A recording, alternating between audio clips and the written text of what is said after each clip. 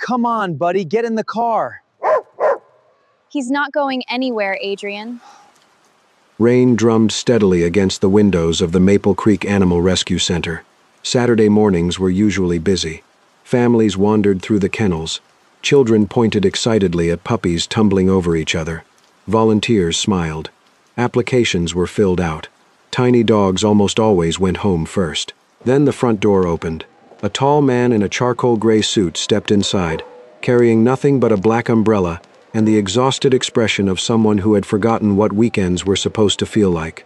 Several volunteers exchanged knowing smiles. "A businessman," one whispered. "He'll definitely want a puppy." "They always do." The man thanked the receptionist quietly, accepted a visitor badge, and began walking past every kennel. Golden retriever puppies, a pair of energetic beagles, a playful husky who immediately rolled onto its back for attention. He smiled politely at all of them, but he didn't stop. Near the end of the hallway sat the oldest dog in the shelter, Buddy, 12 years old, gray around the muzzle, one cloudy eye, slow when he walked, even slower when he trusted someone enough to stand. Above his kennel hung a faded card. Last adoption inquiry, 487 days ago. The man stood there for several silent seconds. Buddy lifted his head. Their eyes met. Neither moved. Finally, the man smiled. "I think he's waited long enough." The entire hallway fell quiet. His name was Adrian Brooks, 34, founder and CEO of Brooks Living, one of the fastest-growing luxury furniture companies on the West Coast. People described him as brilliant, focused, impossible to distract. He negotiated million-dollar contracts before breakfast, remembered every employee's sales numbers, forgot his own birthday twice.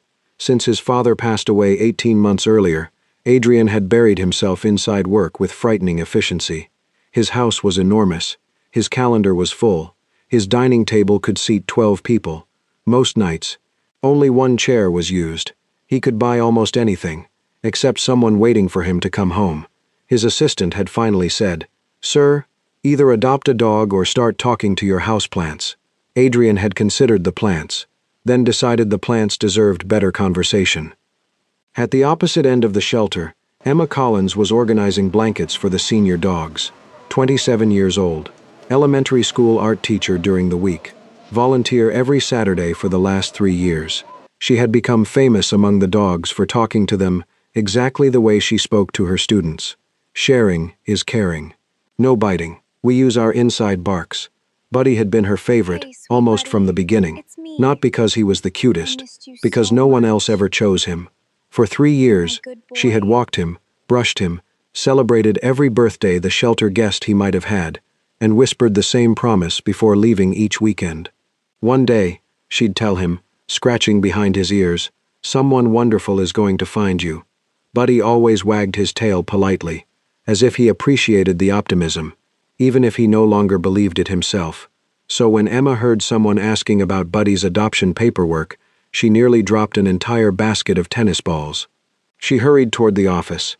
Through the glass window, she saw Adrian calmly signing forms. She frowned. He was wearing an expensive watch that probably cost more than her car. Perfect suit, perfect posture, perfect smile. Emma had seen people like this before. They came to shelters after difficult weeks, took photos with rescue dogs, posted captions about compassion, then quietly returned the animals a month later because chewing furniture was apparently unexpected. She looked at Buddy, then back at Adrian. "I hope you're different," she whispered. Buddy sneezed. Emma chose to believe that meant agreement. An hour later, adoption papers were complete. Buddy's old blanket, medication schedule, favorite treats, emergency numbers, everything was packed neatly into one reusable bag. There was only one problem. Buddy refused to get into Adrian's SUV. He planted all 4 paws firmly on the ground. Adrian gently tugged the leash. Nothing. Buddy looked away dramatically. Emma folded her arms, trying very hard not to smile. "He's testing you." Adrian looked at the stubborn dog. "Is that what's happening?" "Mm-hmm. How long does the test last?" Emma pretended to think. "Depends. On what?" "Whether he decides you're trustworthy." Adrian nodded seriously. "And how will I know if I've passed?" Before Emma could answer, Buddy calmly lifted one back leg and peed directly onto Adrian's polished leather shoe. Silence. A volunteer gasped. Someone near the reception desk turned away to hide a laugh. Emma lasted exactly 3 seconds, then doubled over laughing so hard she had to grab the fence for support. I'm so sorry. She couldn't even finish the sentence. Tears filled her eyes from laughing. Adrian looked down at his ruined shoe, then at Buddy, then back at Emma. So, he said with complete seriousness, I assume I failed. Emma laughed even harder. Buddy finally wagged his tail, very slightly. Emma wiped her eyes. Actually, I think that means he likes you. Adrian looked unconvinced. This is how he shows affection? Senior dogs are complicated, so I've been told. For reasons Adrian couldn't explain, he started laughing too. It wasn't loud, it wasn't elegant, but it was real, and according to the shelter manager, it was the first time Buddy had wagged his tail for a stranger before leaving the building. As Adrian drove away with Buddy sleeping quietly in the back seat, Emma stood beneath the shelter awning watching the SUV disappear into the rainy afternoon. Everyone around her looked delighted. She wanted to be. She truly did. But something refused to settle inside her. 3 years. She had seen too many senior dogs returned, too many promises broken, too many lonely eyes waiting by shelter doors for owners who never came back. She looked at Buddy's now empty kennel, then quietly folded the old blanket she had forgotten to pack. No, she murmured to herself. I'm not being negative. I'm being careful. If Adrian Brooks truly intended to give Buddy the home he deserved, Emma would be the happiest volunteer in Seattle. But if he was just another wealthy man chasing the feeling of doing something noble, she intended to find out before Buddy's heart had to break again. 3 days, she decided. She would secretly stop by his house in 3 days, not to check on Adrian, to make sure Buddy was really home, and really loved. 3 days later, Emma Collins stood outside Adrian Brooks's house, with Buddy's forgotten blanket tucked under one arm, and a very rehearsed excuse ready in her head. She was not spying. She was delivering property, important property, emotional property, dog property. The house was exactly what she expected from a wealthy furniture CEO. Large, modern, glass-fronted, tastefully lit, and so clean from the outside, it looked like nobody had ever dropped cereal on the floor inside. Emma rang the doorbell once. Nothing. She rang again. A muffled crash came from somewhere inside. Then a man's voice shouted, "Please don't eat that. That costs more than my first car." Emma's eyebrows lifted. The door opened 10 seconds later. Adrian stood there wearing dark slacks, a wrinkled white shirt, and the expression of a man negotiating with fate and losing badly. His hair was no longer perfect. One sleeve was rolled up. The other looked like it had given up halfway. Behind him, Buddy trotted proudly across the foyer, carrying what appeared to be a remote control in his mouth. Emma looked at Adrian. Adrian looked at Buddy. Buddy dropped the remote. Only half of it remained. Emma pressed her lips together. "I brought his blanket." Adrian glanced at the blanket, as if it might contain instructions from a wiser civilization. "Excellent. Is this a bad time?" "No. This is actually one of our calmer moments." A second crash came from the living room. Adrian closed his eyes. That was probably the report. The report? Quarterly projections. Printed. Bound. Apparently delicious. Emma stepped inside. The house was not spotless anymore. It was beautiful, yes, but also clearly under occupation. One Italian leather shoe lay in the hallway with the heel chewed. A stack of papers had been scattered under the coffee table. A decorative pillow had been dragged halfway across the floor. Buddy's new bed sat untouched beside the fireplace, while Buddy himself had chosen to nap on Adrian's suit jacket. Emma looked around slowly, then smiled. "Buddy looks healthy." Adrian followed her gaze to the chaos. "I'm glad one of us does." Buddy wagged his tail and leaned against Emma's knees. She knelt to rub his ears. "Hi, old man. Are you terrorizing the rich?" Adrian cleared his throat. "I prefer the term restructuring." Emma laughed before she could stop herself. Adrian looked pleased by that. Too pleased. She immediately reminded herself she was here for the dog. Only the dog. Adrian had tried everything.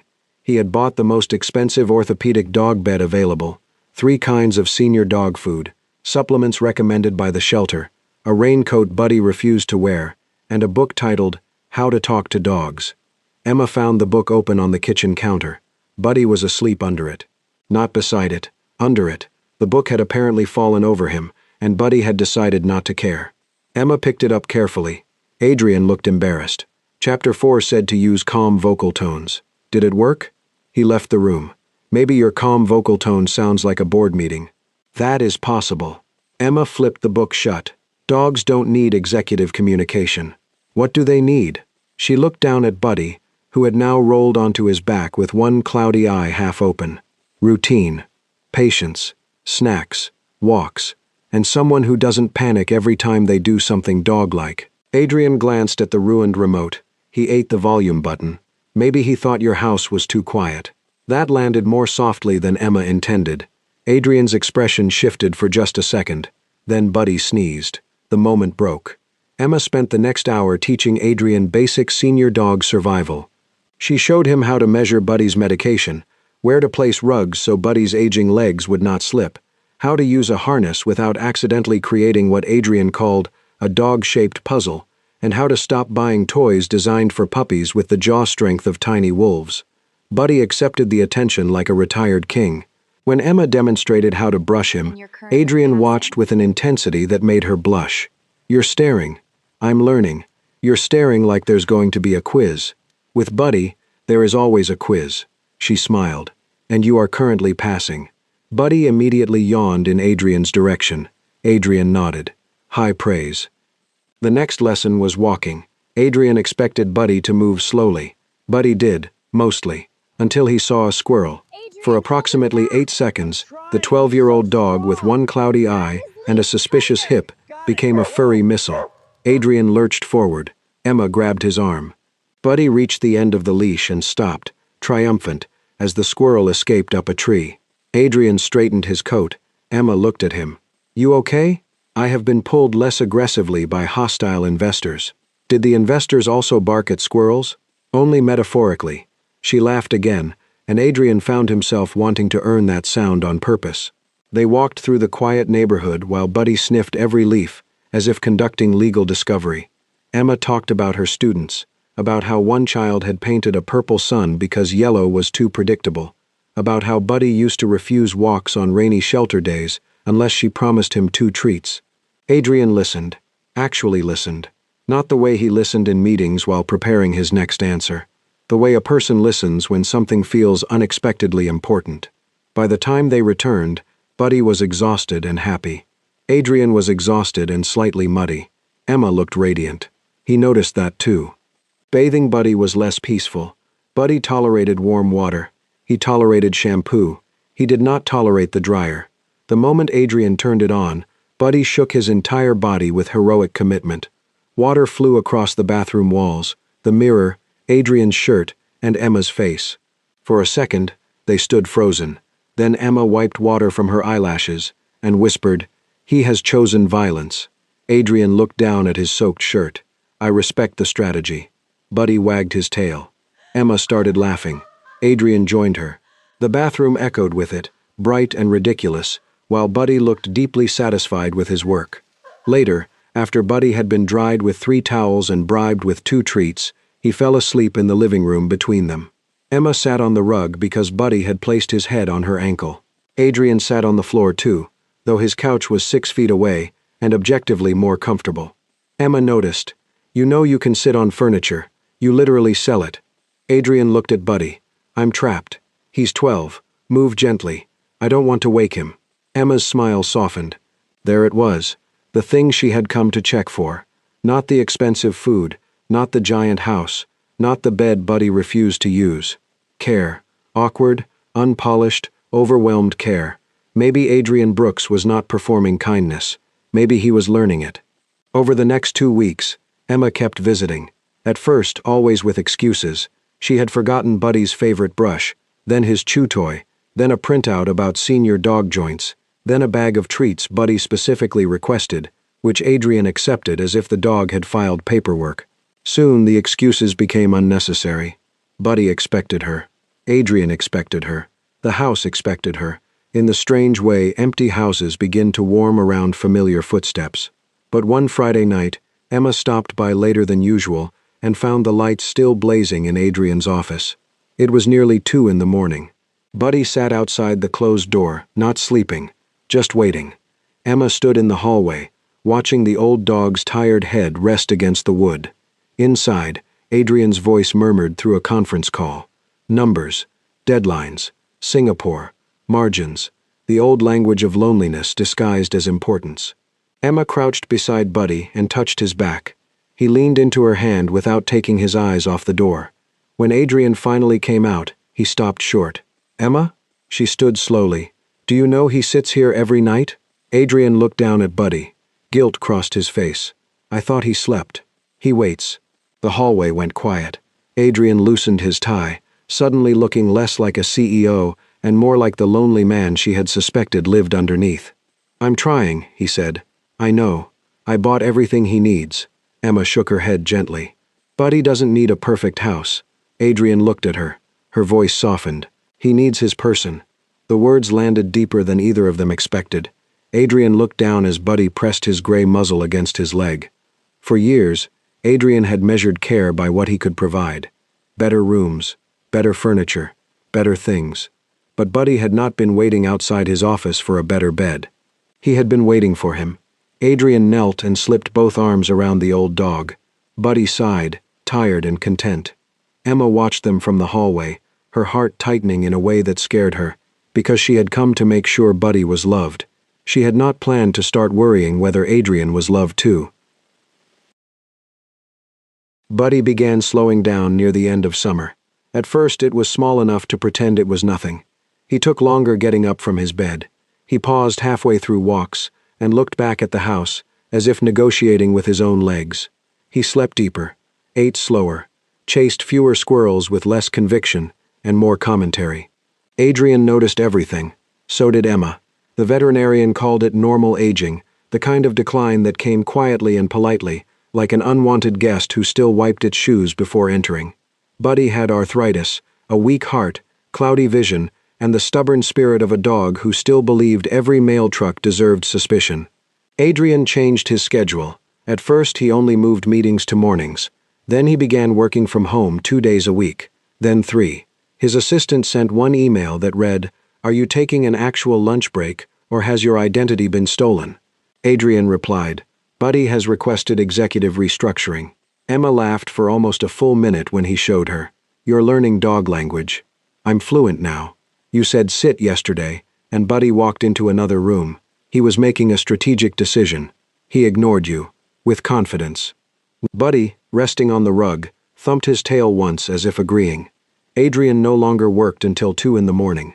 Not every night. Not anymore. Sometimes he closed his laptop at 7, looked at Buddy, and said, "Walk?" Buddy would lift his head slowly, dramatically, as if doing Adrian a tremendous favor. Emma would arrive with treats in one pocket and art supplies in the other, because apparently senior dogs needed creative enrichment, which mostly meant Buddy watching her draw while Adrian tried not to stare at her hands. The house changed around them, not through furniture, through routine, a leash by the door, a water bowl in the living room, Emma's laugh in the kitchen, Adrian's coat left over a chair instead of hung perfectly in the closet, Buddy's gray hair on everything expensive. For the first time in years, Adrian stopped caring whether the house looked flawless. It finally looked lived in. One Saturday, Emma suggested taking Buddy to Willow Lake Park. "He loves the ducks," she said. Adrian looked at Buddy, who was asleep with his tongue slightly out. "He looks emotionally neutral about ducks. He pretends not to care. Like someone else I know. I am openly passionate about many things. Such as efficient drawer handles." Emma stared at him. "That is the saddest answer I've ever heard. It's my industry. It's a cry for help." They packed a picnic, sandwiches, fruit, lemonade, and a small container of Buddy-approved chicken pieces. Adrian carried the blanket. Emma carried the food. Buddy carried nothing and acted like management. At the lake, Buddy came alive. He sniffed the grass, inspected a tree, ignored a golden retriever half his age, and stared at the ducks with quiet judgment. Then one duck flapped too close to the shore. Buddy lunged. Adrian held the leash. Emma grabbed Adrian's arm. For 2 full seconds, the 3 of them formed an extremely unstable chain of poor decision-making. Then Buddy changed direction. Adrian slipped. Emma yelped. and all three of them went sideways into the shallow edge of the lake. Cold water splashed everywhere. The ducks scattered. Buddy stood knee-deep, perfectly calm, looking delighted. Adrian sat in the water in stunned silence. Emma surfaced beside him, hair dripping, one leaf stuck to her cheek. For a moment, neither spoke. Then Emma looked at Buddy and said, "He planned this." Adrian wiped water from his face. "He absolutely planned this." Buddy wagged his tail. Emma began laughing first. Adrian followed, helplessly, until they were both sitting in lake water like idiots, while an elderly couple on the walking path applauded politely. Emma bowed from the water. Adrian muttered, "Please don't encourage her." "You need encouragement," she said. "I need dry socks." "You need both." Later, wrapped in the picnic blanket and still damp, they sat beneath an oak tree while Buddy dozed between them, proud and exhausted from his act of aquatic terrorism. The sun sank low over the lake, turning everything gold. Emma leaned back on her hands. "He looks happy." Adrian looked at Buddy, then at Emma. "He does." A quiet settled over them. Not awkward, not empty. The kind of quiet that felt like a room with windows open. Emma's shoulder brushed his. Neither moved away. Adrian had known attraction before. He had known polished dates, impressive women, careful conversations over wine. This was different. Emma had seen his house destroyed, his shoes ruined, his dog parenting failures, his loneliness, his terrible attempts at calm vocal tones. And somehow, she kept coming back, not because he was wealthy, not because he was impressive, because she cared about an old dog who had waited too long. And maybe, without meaning to, she had started caring about the man who adopted him. Adrian looked down at Buddy sleeping between them like a furry referee. He realized, with startling clarity, that he loved Emma. Not loudly, not dramatically, but in the quiet way people begin loving the person who makes home feel less like a place and more like breathing. As twilight deepened, Emma reached into the picnic basket and pulled out Buddy's medication. She gave it to him gently, tucked inside a piece of chicken. Buddy accepted it from her fingers with complete trust. Adrian watched. "You always know exactly what he needs." Emma smiled, but it was sad around the edges. "I had a lot of practice." "With shelter dogs?" "With him." Adrian waited. Emma rubbed Buddy's ears, her thumb moving slowly through the gray fur. "I almost adopted him once." Adrian's expression changed. "When?" "2 years ago. Then again last year." She kept her eyes on Buddy. "I filled out the form both times. I even bought a leash once. It was blue. Completely ridiculous because I couldn't afford the adoption fee, the medication, the vet bills, any of it." Her voice stayed steady, but just barely. "I was sharing an apartment with 2 other teachers. Student loans, car repairs, my mom's medical bills for a while. Every time I added the numbers, love wasn't enough." Adrian said nothing. Emma swallowed. "So I did the only thing I could do. I came every Saturday. I walked him, brushed him, celebrated fake birthdays, told him someone wonderful would find him." She finally looked at Adrian. "And then you did." Adrian felt something twist inside his chest. All this time, he had thought Emma visited because she distrusted him, and she had, partly, but the deeper truth was far more painful. She had loved Buddy for 3 years without ever being able to take him home. She had kept showing up for a dog who could never be hers. Adrian looked down at Buddy, sleeping peacefully between them, and then back at Emma. "I didn't know. I didn't want you to feel guilty." "Emma." "No," she smiled gently. "You gave him what I couldn't. I'm grateful for that." The humility in her voice undid him. Adrian had spent his life buying solutions. Emma had spent 3 years giving love where she could not afford possession. For the first time, Adrian understood that some people did not love by keeping. They loved by returning, week after week, even when it hurt. He reached across Buddy and gently took her hand. Emma looked down at their joined fingers, then at him. Neither spoke. Buddy sighed between them, as if he had been waiting for the humans to finally catch up. By October, Buddy's good days became smaller. Not gone, just smaller. There were still mornings when he wagged his tail before Adrian even opened his eyes. Still afternoons, when he insisted on inspecting the garden with the seriousness of a retired security officer. Still evenings when he pressed his gray muzzle against Emma's knee and looked at her as if asking why dinner was taking so long, when clearly he had been patient for at least 4 tragic minutes. But the stairs became harder. Walks became shorter. Some days, Buddy stopped at the end of the driveway and simply looked at the world instead of walking into it. Adrian bought ramps, softer beds, heated blankets, joint supplements, orthopedic mats, and one absurdly expensive dog stroller that Buddy refused to enter on principle. Emma found it in the hallway and stared. "You bought him a stroller?" Adrian crossed his arms. "It has suspension. He is not commuting through a mountain range. He deserves comfort. He is currently sleeping on your shoe." Adrian looked down. Buddy was, in fact, sleeping with his head on Adrian's ruined leather shoe. Emma smiled sadly. "I think he already chose comfort." The joke faded gently, because they both knew. The vet confirmed it on a rainy Thursday afternoon. Buddy's heart was weakening faster now. His body was tired. The medication could help, but not for long. "Weeks," the veterinarian said softly. "Maybe less." Adrian nodded like a man receiving business information. Emma saw the way his hand tightened around Buddy's leash. In the parking lot, Adrian stood beside the car, unable to open the door. Buddy leaned against his leg. Emma waited. Finally, Adrian whispered, "I only just got him." Emma's eyes filled. "I know. I thought there would be more time. There never feels like enough." Buddy looked up at them, tail moving slowly, as if the humans were being dramatic again, and he had tolerated enough of that already. So they gave him time differently. They stopped counting how much was left and started filling what remained.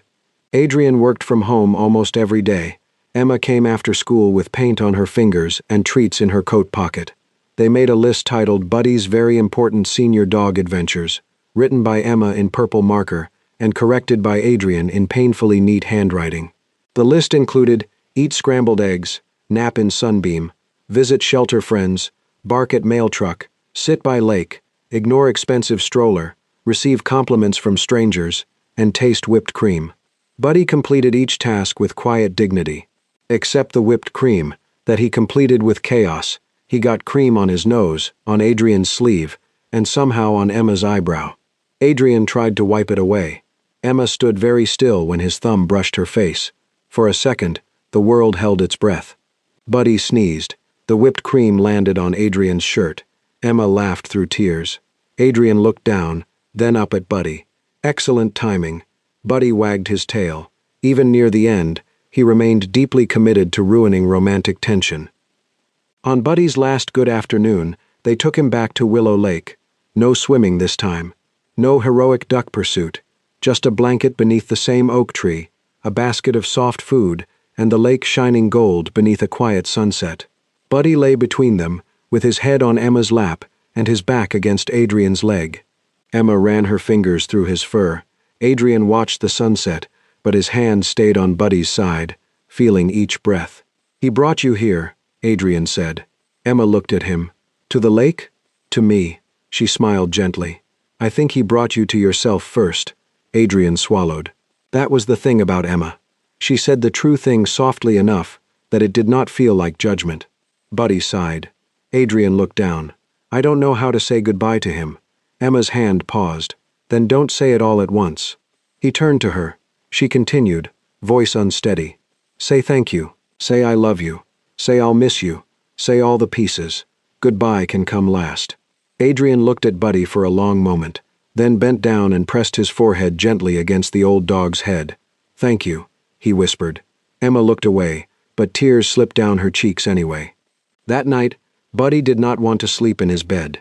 He stood in the living room, swaying slightly, then looked at the couch where Emma and Adrian sat side by side. Adrian understood first. He lowered himself to the rug. Emma followed. Buddy slowly moved between them and settled with his body touching both. The house was quiet. Only the soft tick of the clock, rain against the windows, and Buddy's breathing. Emma held one of his paws. Adrian kept a hand on his chest. At some point after midnight, Buddy lifted his head and looked at each of them. "Just tired." Adrian's voice broke. "Buddy." The old dog's tail moved once. Emma leaned close. "We're here." Buddy exhaled. His body softened, and peacefully, without pain, without panic, he was gone. For several seconds, neither Adrian nor Emma moved. The silence after him felt enormous. Then Adrian bent over Buddy and sobbed. The grief tore out of him like something that had been waiting much longer than the few months he had known this dog. Emma wrapped her arms around both of them and cried too. For Buddy. For the years he waited. For the short time they had. For the love that was still real even when it arrived late. Later, when morning had turned the windows pale, Emma gently removed Buddy's collar. Her fingers brushed something tucked behind the old tag. A tiny folded slip of paper, yellowed at the edges. She frowned. "I've never seen this." Adrian looked up, eyes red. Emma unfolded it carefully. The handwriting was from the shelter's intake form, likely written years ago by someone who had met Buddy on the first day he arrived. Only one line. "Needs someone who won't leave." Emma covered her mouth. Adrian stared at the note, then at Buddy, then broke all over again. He gathered the old dog into his arms, holding him as if love could still keep him warm. "I didn't leave," he whispered. I stayed, Buddy." Emma pressed her forehead to Adrian's shoulder, crying too hard to speak. Because Buddy had needed someone who would not leave, and in the end, he had found two. A woman who kept returning for 3 years when she could not take him home, and a man who finally learned that love was not something to buy, arrange, or schedule. It was something you stayed for, even when it hurt. Especially then. 1 year later, Rain returned to Maple Creek Animal Rescue Center. Not heavy rain. Just the kind that softened sidewalks, blurred windows, and made old memories feel close enough to touch. Emma Collins arrived first. She still volunteered on Saturdays. She still talked to nervous dogs like they were students on the first day of school. She still paused, for half a second, whenever she passed Buddy's old kennel. But it did not hurt the same way anymore. Outside the shelter, beneath a small maple tree near the walking path, stood a simple wooden bench. Above it, a brass plate read, "Buddy's Tree." For the ones who waited, Adrian had paid for the bench. Emma had painted tiny paw prints along the side. Neither of them ever said it was theirs, but everyone knew. That afternoon, Adrian walked in wearing jeans, a dark coat, and no suit. The receptionist smiled. "Mr. Brooks." "Adrian," he corrected gently. Emma looked up from tying a bandana around an elderly terrier's neck. "You're late. 3 minutes." "Buddy would have judged you. He always judged me. He had excellent standards." Adrian smiled. The space between them had changed over the past year. They were not married. There had been no dramatic proposal, no grand declaration in front of friends, no neat label that made everyone else comfortable. They had simply stayed, through grief, through quiet dinners, through walks that felt strange without Buddy, through days when Emma cried in the grocery store because she saw his favorite treats, through nights when Adrian still looked toward the living room rug, expecting a gray muzzle to be there. They stayed, and somehow, staying had become its own kind of love.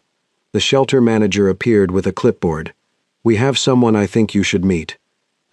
In the last kennel on the left sat an old dog named Rosie, 13 years old, slow, nearly deaf, white face, brown eyes that looked tired of hoping.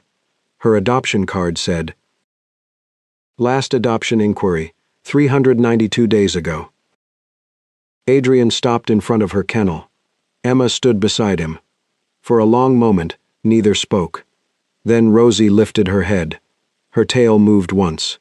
Just once. Adrian exhaled softly. Emma looked at him. "You sure?" He glanced at her, then back at Rosie. "No." Emma smiled. "Good answer." The paperwork took less time than Buddy's had. Maybe because Adrian knew the questions now. Maybe because Emma had already packed treats, a blanket, and 3 different medications in a tote bag without admitting she had been prepared. When they walked Rosie toward the door, one of the younger volunteers laughed gently. "Another senior dog?" Adrian looked down at Rosie, then at Emma. A quiet smile crossed his face. "Someone taught me." He paused. "Old souls are worth waiting for." Emma's eyes softened. She did not answer. She only smiled. Outside, the rain had stopped. The shelter door opened. Rosie stepped carefully into the afternoon light. Adrian held one end of the leash. Emma held the other. They did not hold hands. They did not need to. Together, they walked past Buddy's tree, where yellow leaves drifted slowly onto the empty bench. For a moment, Emma looked back. So did Adrian. The bench was empty. But not lonely. Then Rosie tugged them forward. Not far or fast. Just enough to remind them that love, even after loss, still knew the way home. And together, they kept walking. Maybe Buddy's greatest gift wasn't teaching Adrian how to care for an old dog. Maybe it was reminding two lonely people that love isn't measured by how long it lasts, but by how faithfully we choose to stay while we have the chance. I like to believe that every once in a while, life sends us a soul, sometimes with 2 legs, sometimes with 4, not to stay forever, but to quietly lead us toward the people we're meant to find. And perhaps that's why some goodbyes, as heartbreaking as they are, never really feel like endings. Now I'm curious, has an animal ever changed your life, or introduced you to someone you would have never met otherwise? I'd love to read your story in the comments. And if stories like this remind you that kindness, loyalty, and love still exist in the world, I hope you'll subscribe to Soul-Stirring Stories. There are many more journeys waiting for us, and perhaps the next one will find exactly when you need it most.